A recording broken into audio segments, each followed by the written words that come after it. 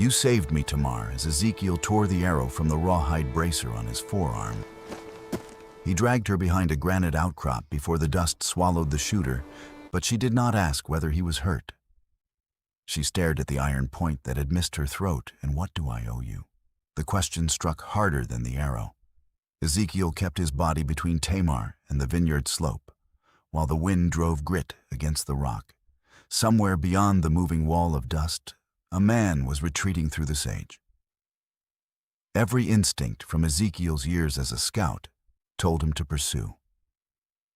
Every tremor in Tamar's hand told him not to leave her. He turned the cedar shaft in his fingers. A jagged W had been burned into the wood, the same mark used on the Wilder estate's reserve wine casks. "The man who loosed this did not ride in from the plains," he said. "He found his cedar inside your gates." Tamar's face had gone pale beneath the dust, yet her spine remained straight. "Your price, Mr. Foster." "I would rather hear it now." Ezekiel looked at the woman whose life he had just kept from ending, and understood that gratitude frightened her almost as much as the unseen bowman. He broke the shaft across his knee. "I take wages for finding wagon trails," he said. "I do not charge for standing where an arrow is headed."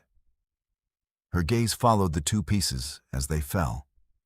"Everyone charges." "Then let me disappoint you." He lowered his voice. "Tell me who can reach your branding iron, and once you frightened enough to surrender this place." Before she could answer, hoofbeats sounded through the thinning dust. Otaktai emerged on his roan mule, sitting high and steady, while the animal picked its way across the rocks. The Cheyenne freighter's gaze moved from the broken shaft to Ezekiel's torn bracer, and then to Tamar's white-knuckled hands. Boots scraped on the incline behind him.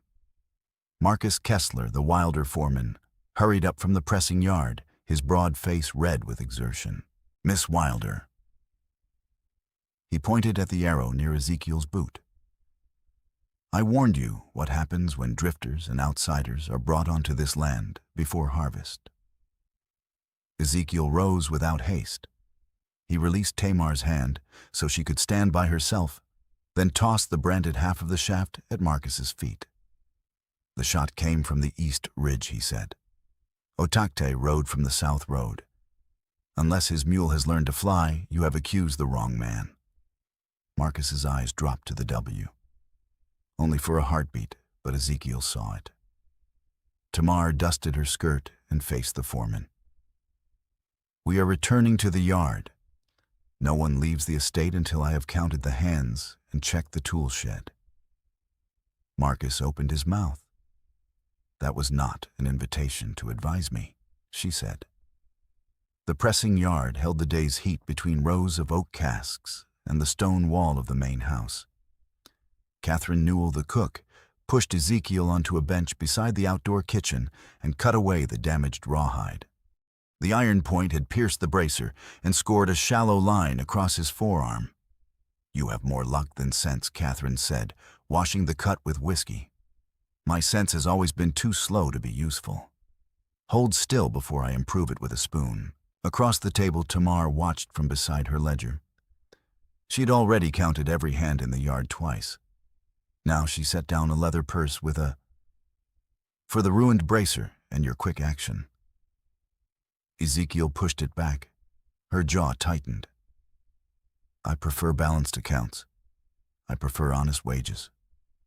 You were hired to scout a road, not catch arrows." Then the arrow was poor at reading contracts. Catherine hid a smile in the bandage. Tamar did not smile at all, but some of the strain left her mouth. Ezekiel had heard enough about Jasper Wilder's death to know why she needed every debt named and settled. A cellar fire had taken her father 18 months earlier. Since then, merchants had offered pity with one hand and purchase papers with the other. Orson Wade, the valley's richest wine buyer, had been the most persistent. His offers always arrived wrapped in concern for a woman burdened beyond her strength. Tamar moved the purse back toward Ezekiel. Take it." He laid 2 fingers on the ledger instead. "Put it in the harvest payroll. A man who saved your life and then emptied your worker's purse would be a poor bargain." Marcus stepped beneath the kitchen awning. "Tamar, you have had a fright. Let me take charge of the guarding. You should go inside and rest." The word rest landed like a hand closing over her mouth. "I am not going inside," Tamar said, "and you are not taking charge of anything I have not assigned." She turned to Ezekiel. "Your trial contract is extended 3 days. Find where the arrow came from. Quietly. You report to me." It was not surrender. It was a line drawn in plain earth, and Ezekiel respected the steadiness of it. Otaktai picked up the front half of the arrow and examined the feathers. "The fletching is tied with gut, but the knot is poor. The iron head came from a common mercantile." He looked at Marcus. Someone wished this to resemble a plains arrow without troubling to learn how one is made. Marcus scowled. "You expect us to take his word. I expect you to take mine," Tamar said. Silence tightened around the table. Ezekiel reached into a basket of early grapes, selected one small green berry, and bit down. Sourness seized his tongue with the force of a mule kick. He swallowed without changing expression. Tamar watched him. "Shall Catherine fetch the preacher for the grape for your tongue? It appears to have died bravely." Ezekiel gave one solemn nod. "Bury it on high ground." The edge of her mouth lifted before she caught it. The glimpse lasted less than a second, yet Ezekiel carried it with him long after the yard began moving again. At dawn, he found Tamar outside the tool shed with her ledger open and her pencil unmoving. "What is missing?" he asked. She glanced up, annoyed that he had guessed. "Cedar slats from the old east trellis. I ordered them moved to the firewood stack 2 days ago. They never arrived. The small iron for marking our reserve casks is gone as well. The W. Yes." Marcus rounded the shed, carrying rope. "You likely told someone to move the iron and forgot. The heat plays tricks when a person takes on too much." Tamar closed the ledger. "I do not forget my inventory. No shame in it." "A woman cannot hold every finish that sentence," Ezekiel said, his voice quiet, "and you may discover how much silence a broken jaw can purchase." Marcus looked at him, then at Tamar. Ezekiel had stepped in before thinking. He felt Tamar's attention sharpen beside him. He forced his hands loose and moved half a pace back, giving the ground to her. "You will inspect the south press," Tamar told Marcus. "You will do nothing else until I send for you." Marcus walked away with the stiff gait of a man storing anger for later. Tamar waited until he was out of earshot. "I did not ask you to threaten him." "No." Ezekiel met her eyes. "I should have let you answer first." She seemed more unsettled by the apology than by the threat. "Show me what you can track." They followed the vineyard boundary east. Tamar knew every worker by name and every row by what it needed. She stopped to ask after a picker's feverish child, then remembered a cracked harness before the teamster did. Yet Catherine's untouched plate of eggs still sat cooling near the kitchen. At the ridge, Ezekiel crouched beside a heel mark pressed deep into the dry soil. Heavy boot, bundle dragged toward the creek. Not a moccasin. No. Otaktai walks lighter than this. He took a cloth pouch from his saddlebag and held it out. Tamar eyed it. "What is that breakfast?" "I have work. You also have teeth. Use both." Her mouth tightened as though refusal itself were a matter of principle. Then she opened the pouch and found dark grapes from the south slope, wrinkled by too much sun and sweet enough to make her pause. "You stole these from my vines. I am testing the crop." With both pockets, a thorough scout carries reserves. She ate as they walked. The quiet between them ceased feeling like a negotiation.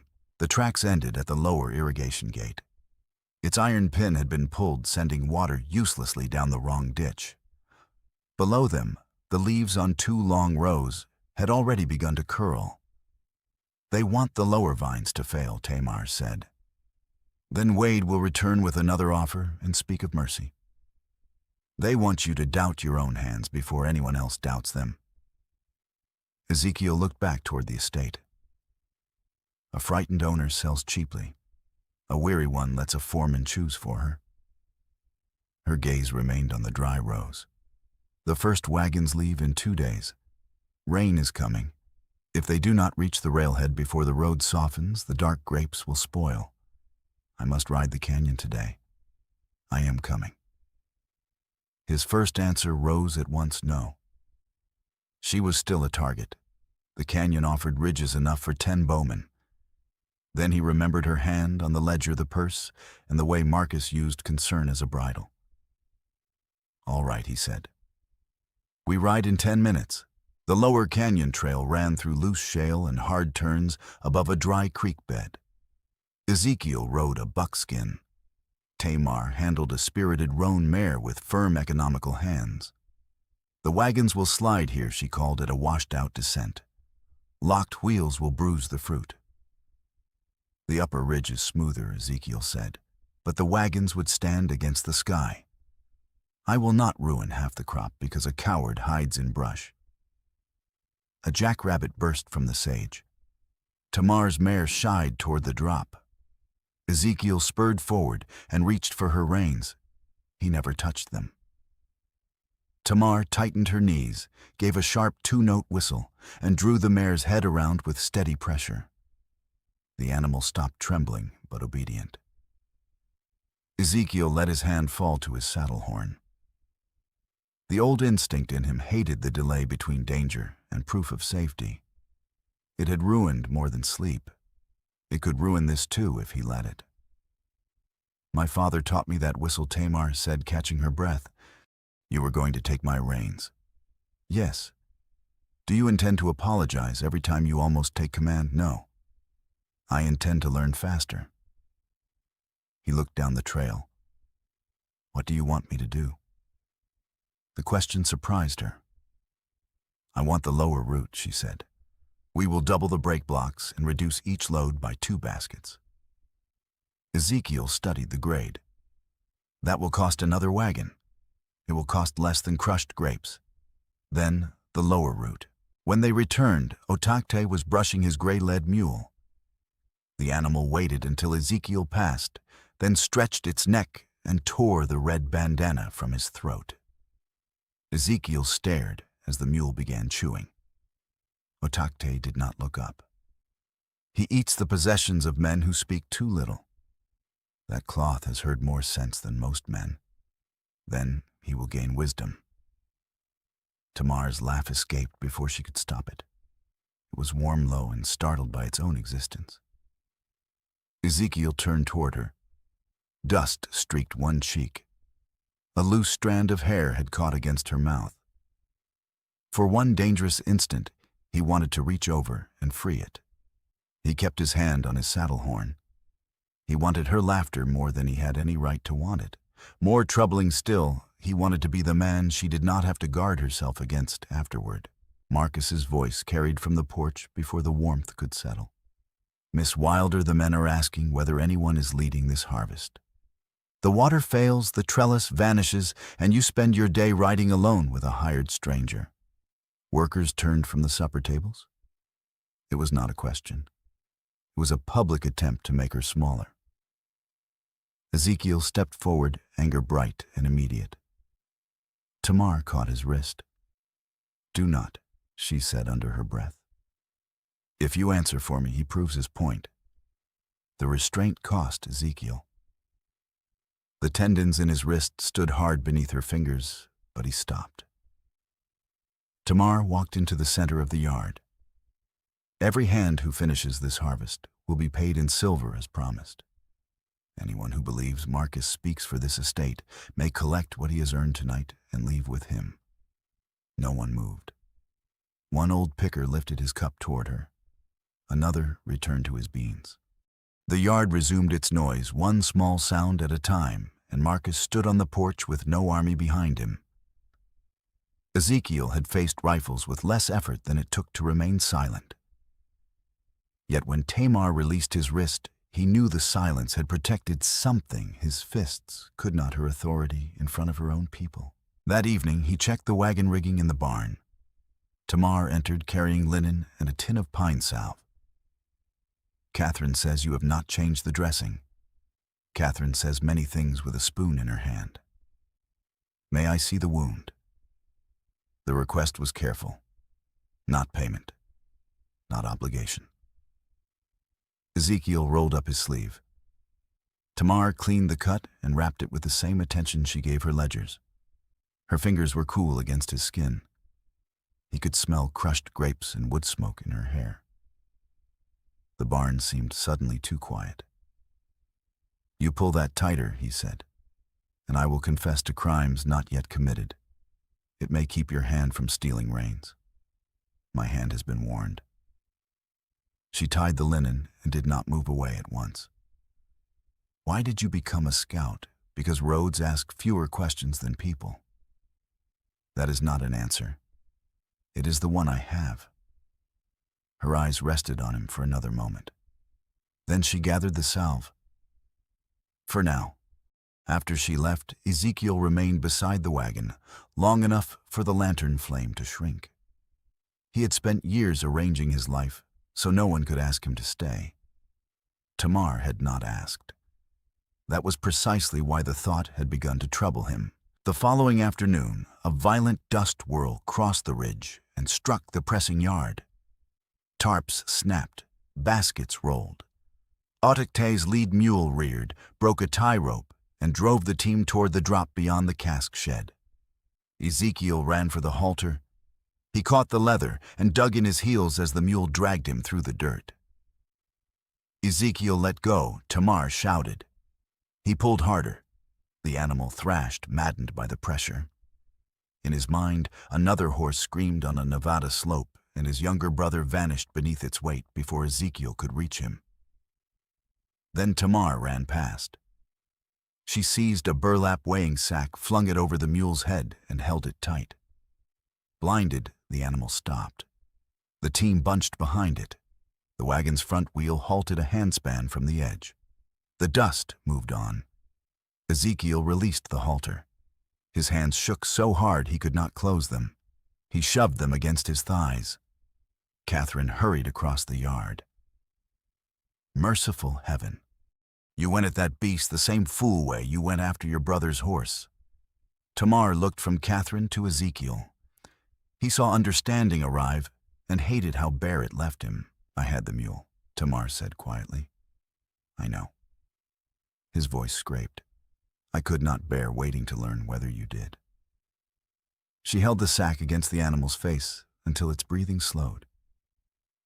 "Your brother Caleb, 15 years ago. A horse broke loose above a ravine. I was close enough to see him fall and too far to stop it." Tamar did not offer the kind of pity that flattened a man. "So every danger becomes that ravine. Only when I am foolish?" "No. When you are frightened." The word stung because it was true.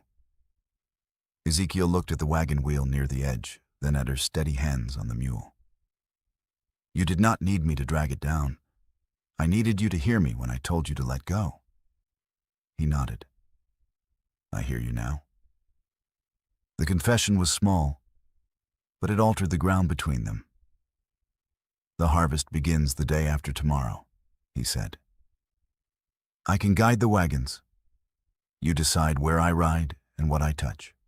If you do not want me at the lead, say so, and I will leave after my contract." Tamar's expression closed again, though not from anger. Her eyes lingered on him, and he could not tell whether she wanted him there or merely needed the work. That night, the trial wagon rolled backward from the incline.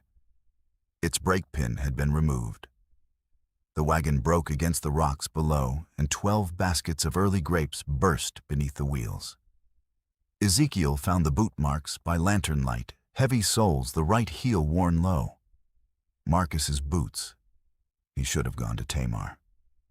Instead, old fear took command. He followed the tracks toward the trees. Near Otaktai's camp, a second cedar arrow had been driven into the dirt as false proof. Beyond it, firelight flickered in a clearing. Marcus crouched beside the flames, feeding gut string and loose feathers into the fire. Ezekiel stepped into the light. "Stand away from the flames." Marcus spun one hand, dropping to his belt knife.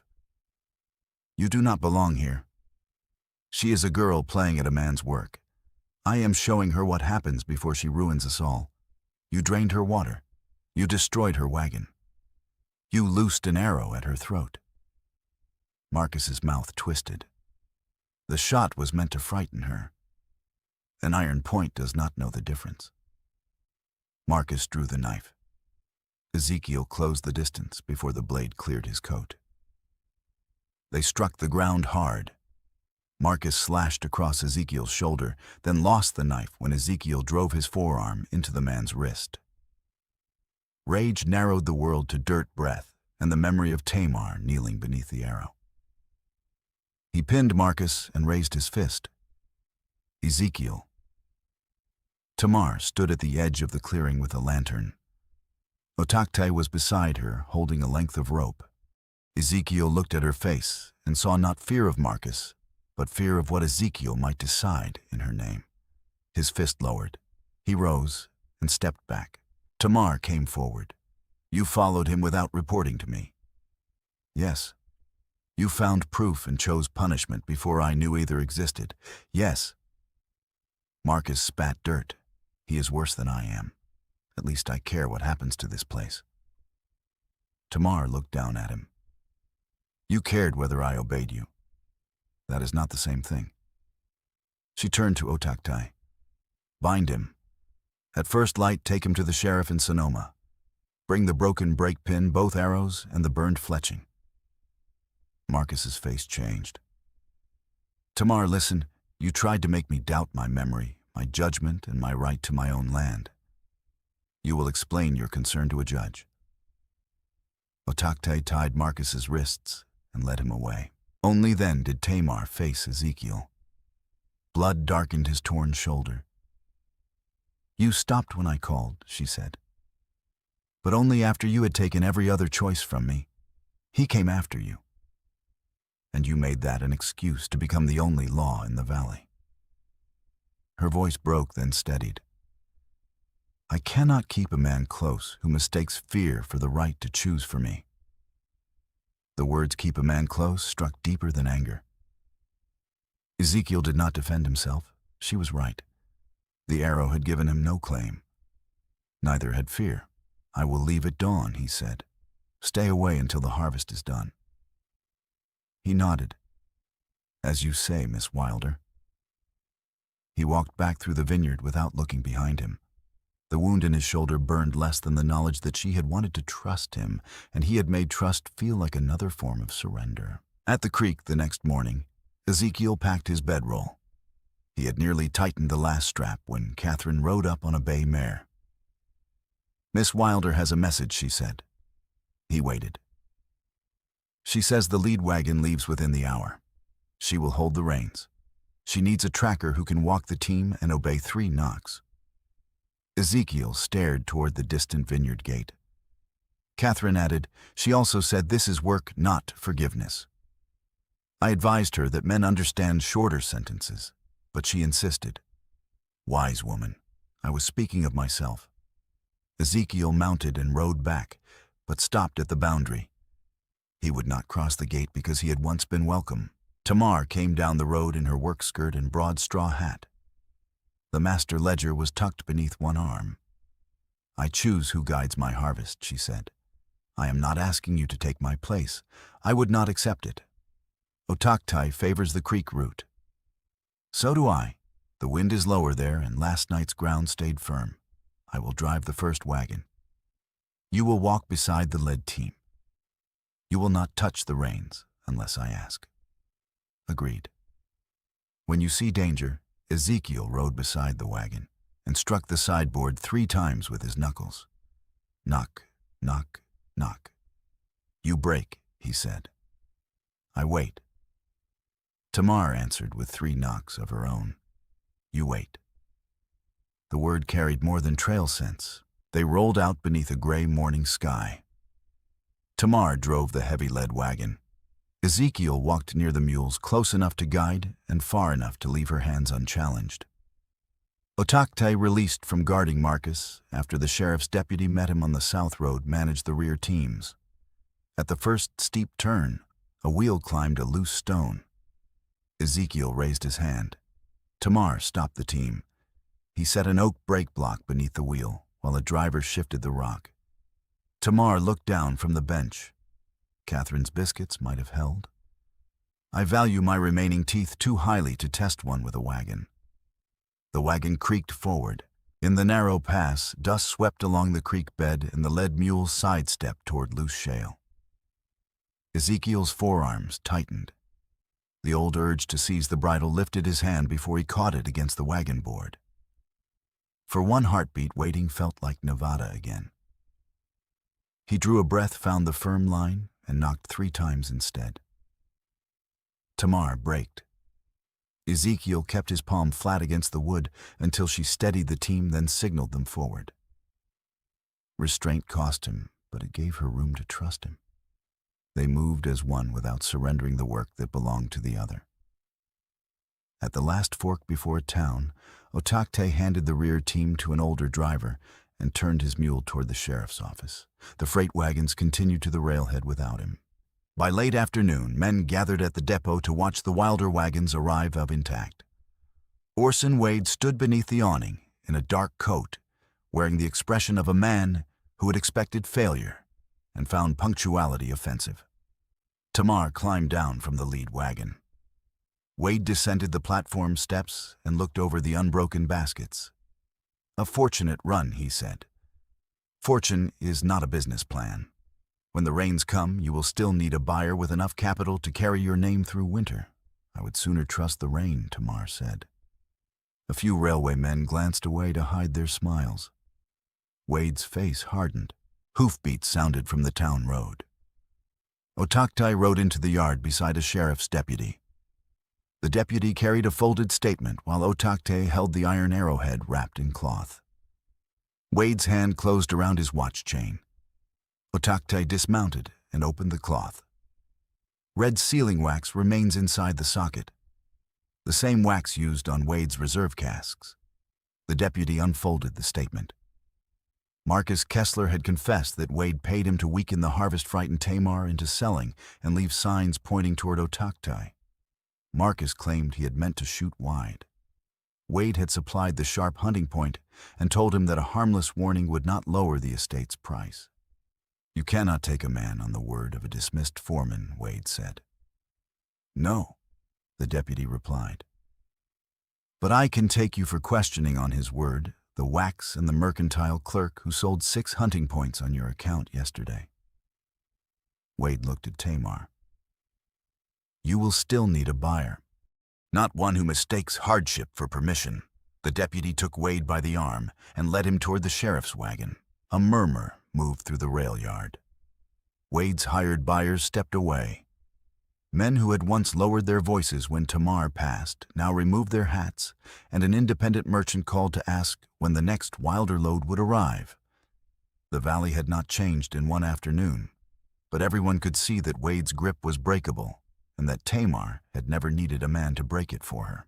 Tamar paid the railway crew, signed the freight manifest, and counted the silver due to her workers.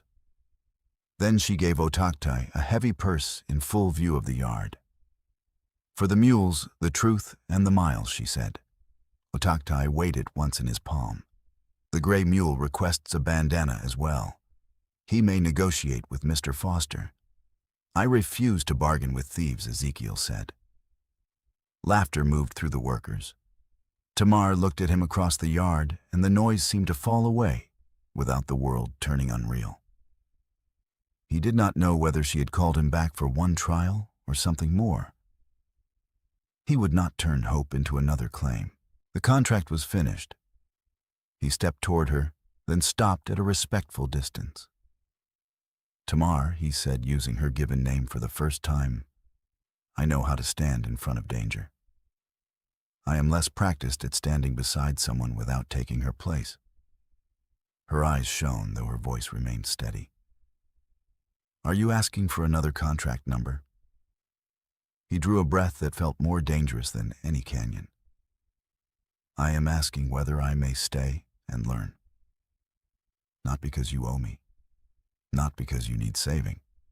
Because I want my days to contain your terrible green grapes, your arguments, and that laugh the mule startled out of you. The mule stole your bandana. Then we were both robbed." This time, she did not hide it. The workers had gone quiet. Orson Wade's men were still watching. Tamar could have answered privately later when no one could question what her choice meant. Instead, she stepped close enough to take Ezekiel's scarred hand. "I do not owe you my life," she said. "No, I own it. Yes. And I want you in it beside me, not ahead of me." Ezekiel closed his fingers around hers, only after she had closed hers around his. "Beside you," he said. They returned to the vineyard after sunset. The first load was safe at the railhead. Marcus sat in the county jail. Wade would face charges, and other buyers would come once word spread that the Wilder harvest had arrived sound and on time.